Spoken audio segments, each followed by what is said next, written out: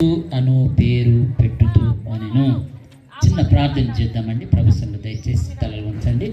ప్రార్థనలు ఏకీవించవలసిందిగా మనం చేస్తుంటున్నాం. ప్రేమగల నాయన, జీవంగల తండ్రి యేసయ్య, మీకు వందనాలు స్తోత్రాలు చెల్లించుకుంటున్నాం. ప్రభా నాయన, ఈ యొక్క సమయంలో నాయన మరొకసారి నీ పాదాల చెంతకు చేరి కొన్ని మాటలు నీ మాటలు మేము ధ్యానం చేస్తుండగా మీరు మాతో నాయన మీరు మాట్లాడండి, నాలోని మీరు మాట్లాడండి. ప్రభా నీకు వందనాలు.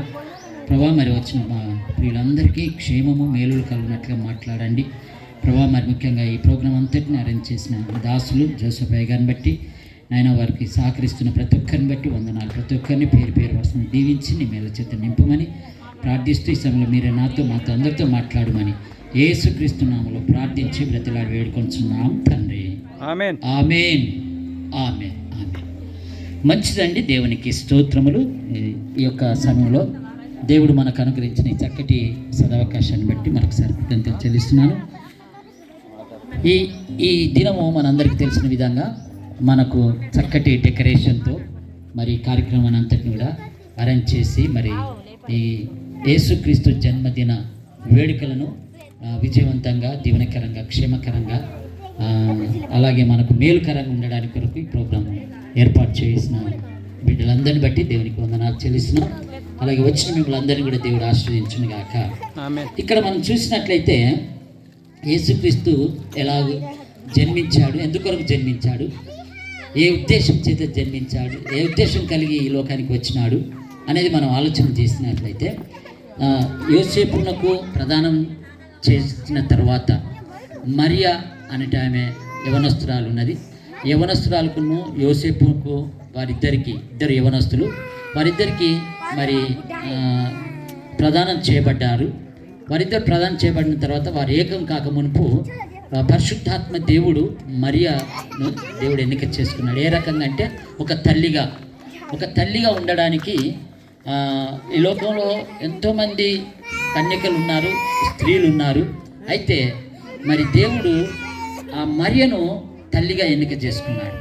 వీరందరిలో ఎవరో ఒక్కరు కావాలి కాబట్టి, దేవునికి ఒక తల్లిగా ఒకరు ఉండాలి కాబట్టి దేవుడు ఒక మరియను ఎన్నిక చేసుకొని ఆమె గర్భంలోనికి పరిశుద్ధాత్మ వలన వచ్చి ఆయన ఈ లోకంలో జన్మించబోతుంది. అయితే వీరికి ప్రదానం చేయబడ్డది కదా, యోసేపునకు మరియకు ప్రదానం చేయబడ్డారు కాబట్టి ఆయన వాళ్ళు ఏకం కాకముందే గర్భం ధరించింది కాబట్టి అక్కడ మరి ఆయన కొంత ఆలోచన కలిగినప్పుడు ఆయన ఆమెను పక్క పెట్టాలనుకున్నాడు.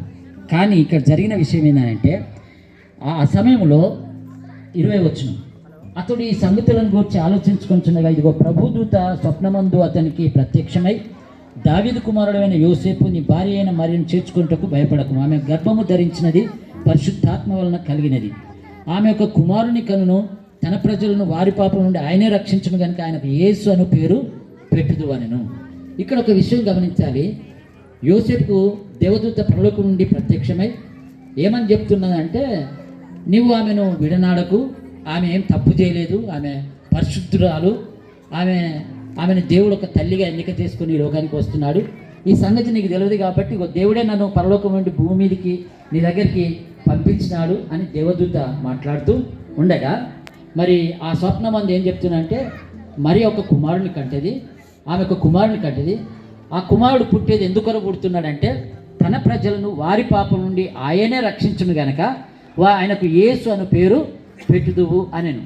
అంటే ఇప్పుడు యేసుక్రీస్తు ప్రభుల వారు పరలోకం నుండి భూలోకానికి రావాలంటే ఒక సిస్టర్, అంటే ఒక స్త్రీ లేదా ఒక కన్యక అవసరం. కాబట్టి ఆమెను ఎన్నిక చేసుకొని లోకానికి వచ్చేటప్పుడు మరి పరలోకం నుండి ఏం జరుగుతుందని అంటే, పరలోకం నుండి ఒక వార్త, మంచి శుభవార్త ఏంటిదంటే, ఆయనకు పుట్టిన తర్వాత మీరు పేరు పెట్టేది లేదు, మీరు పెట్టిన అవసరం లేదు. కానీ పరలోకం నుండి ఆ దేవుడే తన పేరును ప్రకటించుకుంటున్నాడు. ఆ పేరు ఏంటిదని అంటే యేసు అనగా దాని అర్థం ఏంటిదంటే, పేరుకు అర్థం ఏంటిదంటే రక్షకుడు అని అర్థం. కాబట్టి పరలోకం నుండి యేసు అనే పేరు పెట్టాలి, మీరు పెట్టకూడదు. అక్కడ నుండి ఆయనే ప్రకటించుకుంటున్నాడని ఈ వార్తను యోసేపునకు దర్శనమందు మాట్లాడినట్లుగా చూస్తుంటున్నాను. అయితే మ్యాటర్ ఏంటంటే, ఎవరైనా ఎప్పుడైనా ఎక్కడైనా మగపిల్లవాడు పుట్టినా ఆడపిల్లవాడు పుట్టినా తర్వాతనే పేర్లు పెట్టుకుంటారు భూమి మీద కదా. కానీ ఇక్కడ మాత్రం చాలా తేడా ఉన్నది. ఏంటిదా తేడా అంటే వ్యత్యాసం ఏమున్నది అని అంటే, ఆయన పుట్టక మునిపే ఈమె ఒక కుమారుని కంటది అని అన్నది.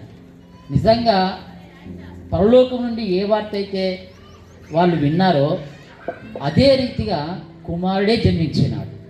ఒకవేళ ఆడపిల్ల కనుక జన్మిస్తే ఈరోజు ఈ బైబుల్ ఉండేది కాదు. ఈరోజు ప్రపంచ దేశాలన్నింటిలో అత్యధికమైన జనాభా క్రైస్తవులు ఉన్నారు, వాళ్ళు కూడా ఉండేవాళ్ళు కాదు. కనుక పరలోకం నుండి ఏ సత్యమైతే దేవుని యొక్క దూత ద్వారా ప్రకటించబడ్డదో ఆ సత్యమే నెరవేరుతూ వచ్చింది. కాబట్టి ఆమెకు కుమారుని కంటది అని అన్నప్పుడు కుమారుణ్ణే కన్నది. మరి ఆడపిల్లనా మగపిల్లనా అనే సంగతి ఎవరికీ తెలియదు, కానీ దేవునికి తెలుసు. ఆ దేవునికి తెలుసు కాబట్టి ఆ దేవుడే కుమారుణ్ణి కంటది అని చెప్పగలిగినాడు. అలాగే పేరు ఎవరు పెట్టాలి? పేరు మీరు పెట్టడానికి వీలు లేదు. ఎందుకొరకంటే ఆయన దేవుడు కాబట్టి, ఆయన లోకరక్షకుడు కాబట్టి, మానవుల యొక్క పాపాలన్నీ క్షమించి వారి కొరకు ప్రాణం పెట్టి ఆయన చనిపోయి సమాజపడి తిరిగి లేస్తాడు కనుక, ఆయన దేవుడు కనుక ఆ దేవునికి పేరు పెట్టే అధికారము భూమి మీద ఏ మానవులకు కూడా లేదు. ఎందుకొరకంటే దేవుని చేతనే మానవులందరూ సృష్టించబడ్డారు. దేవుడు ఏం చేసినాడంటే నేల మట్టి తీసుకొని ఆయన స్వరూపంలో ఆయన పోలిక చొప్పున దేవుడు నరులను తయారు చేసినాడు. కాబట్టి దేవుడు మొదటివాడు, మానవుడు రెండో వాడు. అంటే దేవుడు మొదటి స్థానంలో ఉన్నాడు, మానవుడు రెండో స్థానంలో ఉన్నాడు. కాబట్టి దేవుడు గొప్పవాడు, మానవుడు మరి ఆయన క్రిందివాడు. దేవుడు పరిశుద్ధుడు, మానవులు పాపులై ఉన్నారు. ఎలా పాపులై ఉన్నారని అంటే మరి దేవుని యొక్క ఆజ్ఞలు అతిక్రమించడం వలన, దేవుని మాట వినకపోవడం వలన, నిజమైన దేవుడు ఎవరో తెలుసుకోకపోవడం వలన. తర్వాత ఇంకొక విషయం ఏంటంటే మనం జన్మతోటి క్రియలతోటి మనం పాపులమే ఉన్నాం. దేవుడు మానవులను తయారు చేసిన తర్వాత ఒక మంచి తోటను తయారు చేశాడు. ఆ తోటలో ఆదాము అవ్వలను పెట్టాడు. మొదటి మానవుడు దేవుని చేత కలుగజేయమన్న మొట్టమొదటి మానవుని పేరు ఏంటంటే ఆదాము. ఆ ఆదామును దేవుడు కలగజేసినాడు. ఆ తర్వాత ఆదాముకు గాఢ నిద్ర కలగచేసి ఆ ప్రక్కటెముక తీసి ఒక స్త్రీగా తయారు చేసి ఆదాము దగ్గరికి తీసుకుని వచ్చినాడు. ఇప్పుడు ఏం జరిగింది అని అంటే ఆదాము ఒంటరిగా ఉండట అది దేవునికి ఇష్టం లేదు. నరుడు ఒంటరిగా ఉండట మంచిది కాదని దేవుడు తలంచి ఆయనకు గాఢ నిద్ర కలగచేసి ప్రక్కటెముక తీసి స్త్రీగా తయారు చేసి ఆయన దగ్గర తీసుకుని వచ్చి ఒక కుటుంబంగా బ్రతకండి అని వారిని ఆశీర్వదించాడు దేవుడు. ఆ మొట్టమొదటి కుటుంబం ఎవరు అని అంటే ఆదాము అవ్వ. ఈ ఆదాము అవ్వల కుటుంబం నుండే మనం వచ్చాము. ఈ లోకంలో ఈ మొట్టమొదటి విత్తనం భూమి మీద దేవుడు తయారు చేశాడు. ఈ మొట్టమొదటి మానవుల నుండి మనందరం కూడా జనరేషన్ స్టార్ట్ అయింది. మనందరం కూడా ఆదాము అవ్వల నుండి వచ్చిన వాళ్ళమే. అయితే ఇక్కడ జరిగిన విషయం ఏంటంటే ఆదాముకు ఒక ఆజ్ఞ ఇచ్చినాడు. నీవు ఈ చెట్ల ఫలాలన్నీ కూడా తినవచ్చు. ఈ తోటలో పెట్టిన మీ కొరకు అన్ని సిద్ధం చేశాను, ఇవన్నీ మీరు భుజించవచ్చు, తినవచ్చు. కానీ మధ్యలో ఒక చెట్టు ఫలం ఉంది, అది మీరు ముట్టొద్దు అని అంటే ఏదైతే చేయవద్దన్నారో అదే చేశాడు. ఆదాము అవ్వలు ఏం చేశారంటే తినవద్దన్న పండు తిన్నారు కాబట్టి ఆజ్ఞ అతిక్రమమే పాపంగా మారిపోయింది. దేవుని యొక్క ఆజ్ఞను అతిక్రమించారు మొదటి ఆదాము మానవులు. కాబట్టి ఆజ్ఞాతిక్రమమే పాపంగా మారిపోయింది. ఆజ్ఞాతిక్రమమే పాపం. అయితే పాపమునకు వచ్చే జీతం ఏంటిదంటే మరణం. అంతకుముందు మరణం లేదు మానవునికి. ఎప్పుడైతే దేవుని యొక్క ఆజ్ఞను అతిక్రమించారో ఆజ్ఞాతిక్రమమే పాపంగా మారింది. ఆ పాపానికి వచ్చే జీతం ఒకటి ఉన్నది. ఆ జీతం ఏంటిదంటే మరణం. కాబట్టి ఇప్పుడు మానవుడు ఏమైనాడంటే పాపంలో ఉన్నటువంటి ఆ మానవుడు అంటే మనం జన్మతోటి పాపలం. రెండోది ఏంటిదంటే మనం తెలిసి తెలియక చేస్తున్నవి కూడా పాపాలు చేస్తున్నాం. కాబట్టి మనం పాపంలో ఉన్నామంటే చీకట్లో ఉన్నామని అర్థం. పాపము దేనికి సాదృశ్యం అంటే చీకటికి సాదృశ్యం. చీకట్లో ఉన్నటువంటి మానవులకు సత్యం ఏంటిదో అర్థం కాలేని స్థితిలో ఉన్నప్పుడు దేవుడే ఈ లోకానికి వచ్చి ఈ లోకానికి వెలుగుగా వచ్చాడు. ఈ లోకానికి వెలుగు వచ్చి ఆయన ఈ లోకాన్ని వెలిగించడానికి వచ్చాడు. లోకంలో ఉన్నటువంటి మానవుల యొక్క మనోనేత్రాలను వెలిగించి ఇదిగో నేనే దేవుడినని నిరూపించుకోవడానికి ఈ లోకానికి వచ్చినాడు. ఆయన ఈ లోకానికి శరీరధారిగా వచ్చి మనందరి పాపల కొరకు ఆయన కల్వరి శిలువలో చనిపోయి సమాధి చేయబడి తిరిగి లేచినాడు. ఆయన ఎందుకు చనిపోయినాడంటే దేవుని యొక్క వాక్యంలో ఏమున్నదంటే మరి పాపము వలన వచ్చే జీతము మరణము. ఆ మరణం తొలగిపోవాలంటే మానవుల రక్తాలు కానీ మరి మిగతా వాటి యొక్క రక్తాలు కానీ చిందిస్తే వాటి వలన రక్తం ద్వారా పాపక్షమాపణ లేదు. కానీ మనకు దేవుడే తను ఈ లోకానికి వచ్చి బలైపోయి ఆయన మన పాపాల కొరకు చనిపోయి ఆయన రక్తాన్ని చిందిస్తే ఆయన రక్తం ద్వారా మనకు పాప క్షమాపణ ఉన్నది. ఈ బైబుల్ కంటే ఈ బైబుల్లో రాసిన మాటలు కొన్ని ఉన్నవి. తర్వాత కొన్ని వేదాలలో కూడా రాయబడినది ఏంటంటే సర్వపాప పరిహారం రక్త ప్రోక్షణం అవశ్యం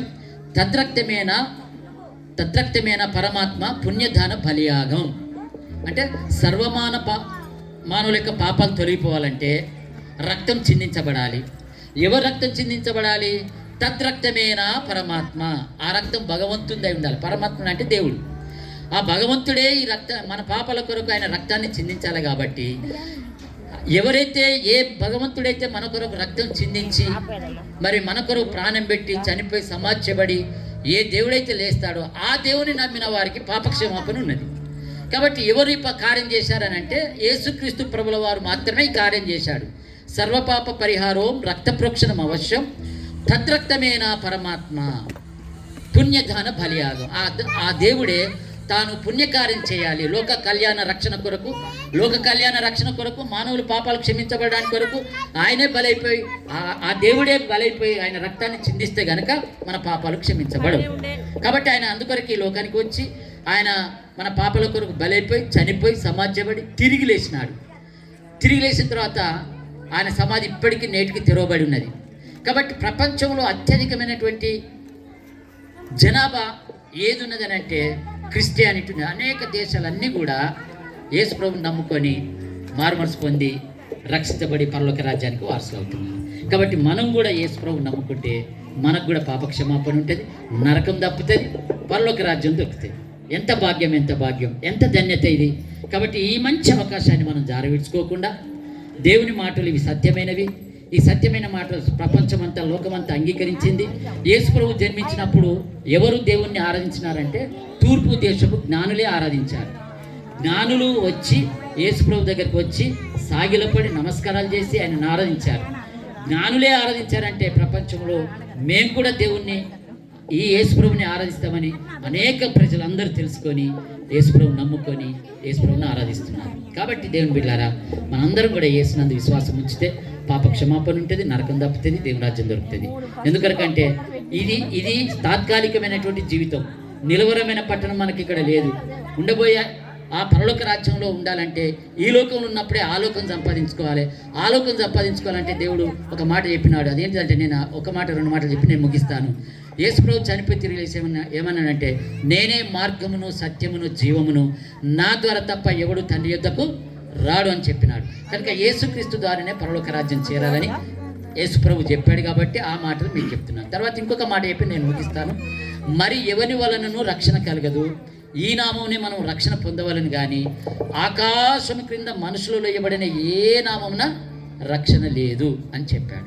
కాబట్టి యేసుక్రీస్తు ద్వారానే మానవులందరికీ పాప క్షమాపణ ఉన్నది, నరకం తప్పుతుంది, పరలోక రాజ్యం దొరుకుతుంది, ఆత్మకు రక్షణ కలుగుతుంది, నిత్య రాజ్యం పరలోక రాజ్యం దేవునితో ఉంటాం. యుగ యుగాలు తరతరాలు ఆ పరలోక రాజ్యంలో దేవునితో ఉంటాం. మరి ఒకసారి మనం ఈ సత్యాన్ని తెలుసుకోకుండా నరకాన్ని వెళ్తే అది కూడా యుగ యుగాలు తరతరాలు ఉంటుంది.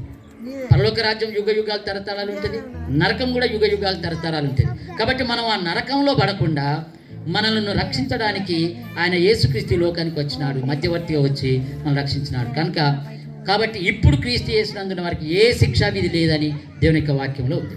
కాబట్టి ఇప్పుడు యేసు ప్రభు నందు విశ్వాసం ఉంచితే మనకు ఏ శిక్ష విధి ఉండదు, నరకానికి వెళ్ళము, పరలోక రాజ్యానికి వెళ్తాం. యుగ యుగాలు దేవునితో ఎల్లప్పుడూ ఆనందంగా, ఆరోగ్యంగా, సంతోషంగా, ఉల్లాసంగా దేవుని ఆరాధిస్తూ నిత్య జీవంలో యుగ యుగాలు జీవిస్తూ ఉంటాం.